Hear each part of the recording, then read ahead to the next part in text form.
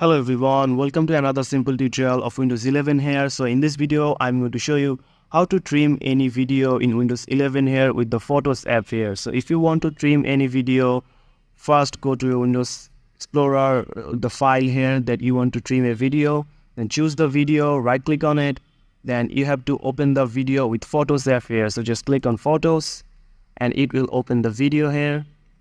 Then what you need to do is just going to the upper side here. As you can see, there's an option called video trim. So you just need to click on it and it will show you the option to trim any video from anywhere. So you can trim video like this here, and you can just click save as copy and it will save a copy for the video that you trimmed here, and you just have to click save here and you can choose the file you want to save. So that's it guys, this is how you can trim a video in Windows 11 here. So if you found this video helpful, please subscribe to this channel and thank you for watching.